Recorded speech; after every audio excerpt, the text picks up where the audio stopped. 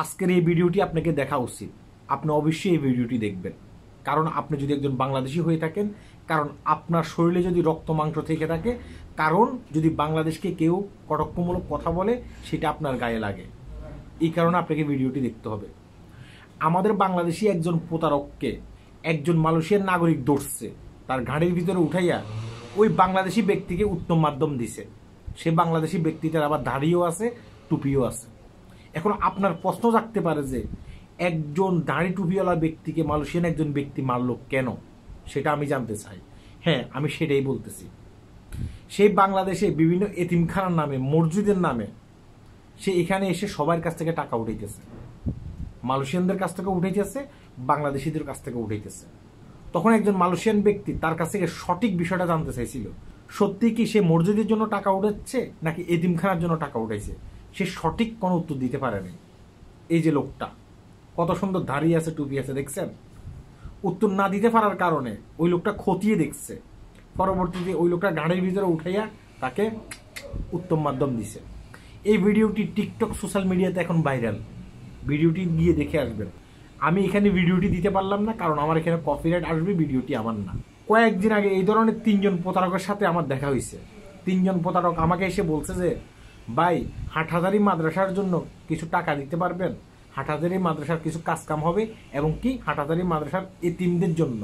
তখন আমি ওই 3 জন ব্যক্তিকে বলছি যে নিশ্চয় আপনার সাথে হাটহাজারী মাদ্রাসার কোনো একটা আলেমের সাথে পরিচয় আছে। হ্যাঁ আছে, আমরা তো প্রতিনিয়ত কথা বলি। তখন আমি বলছি যে আপনি ভিডিও কল দেন, হাটহাজারী মাদ্রাসার আশপাশ এগুলো আমার চিনা। হ্যাঁ, আমি ওই খাদেমের সাথে কথা বলবো, ওই হুজুরের সাথে কথা বলবো। প্রয়োজনে আমাদের এখানে অনেক ভাই ব্রাদার আছে যারা ভালো টাকা ইনকাম করে, তাদের কাছ থেকেও আমি টাকা নিয়ে দেবো আপনাকে।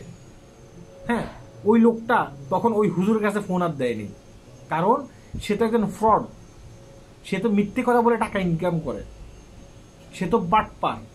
তারা প্রতি মাসে একজন ব্যক্তি 10 থেকে 15,000 রিঙ্গিত ইনকাম করে। এই ধরনের ফ্রড, এই ধরনের প্রতারক তারা মালয়েশিয়ার বিভিন্ন রাস্তা হেঁটে মালয়েশিয়ানদের কাছ থেকে, বাংলাদেশিদের কাছ থেকে, অন্যান্য দেশের মানুষের কাছ থেকে তারা কিন্তু টাকা পয়সা হাতিয়ে নেয়। শুধুমাত্র বলে যে বাংলাদেশে এতিমখানার জন্য টাকা, হ্যাঁ মসজিদের জন্য টাকা, এটার কথা বলে ওটার কথা বলে তারা কিন্তু এই ধরনের ধান্দাবাজিগুলো করে। কয়েকদিন আগে দেখেন নেই, আমাদের বাংলাদেশি একজন ভাই তার দোকানের ভিতরে ঢুকছে এই ধরনের প্রতারক। তখন সে বলছে যে আপনি যে টাকার জন্য আসছেন, আপনি কি হাই কমিশন থেকে অনুমোদন আনছেন? তারা হাই কমিশন থেকে অনুমোদন নেই, অর্থাৎ তারা তো ফ্রড। তারা কিভাবে হাই কমিশন থেকে অনুমোদন নেবে? পরবর্তীতে তারা কিন্তু হেনস্থা হয়ে ওখান থেকে যাইতে হয়েছে। ওই ভিডিও সোশ্যাল মিডিয়াতে ভাইরাল। আর আমি যখন এই ধরনের একটা ভিডিও করছিলাম, দাড়ি টুপি লাগাইয়া আমাদের বাংলাদেশের অনেক প্রতারক মালয়েশিয়াতে এসে হ্যাঁ ভিক্ষা করে, এবং কি এতিমখানার নামে আপনার কাছ থেকে আর আমার কাছ থেকে টাকা নেয়। ভাই, আমার ভিডিও নিয়েছে অসংখ্য মানুষ এসে গালিগালাজ করছে, অসংখ্য মানুষ এসে গালিগালাজ করছে। কারণ আমাদের বাংলাদেশি মানুষের ভিতরে আবেগ অনেক বেশি, ভালোবাসা অনেক বেশি।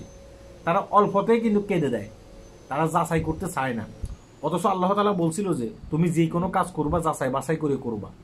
এই যে আপনি যাচাই বাছাই ছাড়া তাদেরকে টাকা দিয়ে ফেলতেছেন, আপনি ভাবতেছেন আপনি সওয়াব পাইবেন, তাই না? এই কারণে দিচ্ছেন। এটার জন্য কিন্তু আপনাকে কফিয়ত দেওয়া লাগবে, কারণ তোমার চোখ দিছে আল্লাহ, তোমার নাক দিছে আল্লাহ, তোমার ঠোঁট দিছে আল্লাহ, তোমার মুখ দিছে আল্লাহ, তুমি কেন যাচাই করলা না? কারণ আপনি কিছু প্রতারককে টাকা পয়সা দিয়ে তাদেরকে হেল্প করতেছেন, তাদেরকে আরো প্রতারণা করার জন্য উৎসাহ দিচ্ছেন। এটার জন্য দায়ী আপনিও।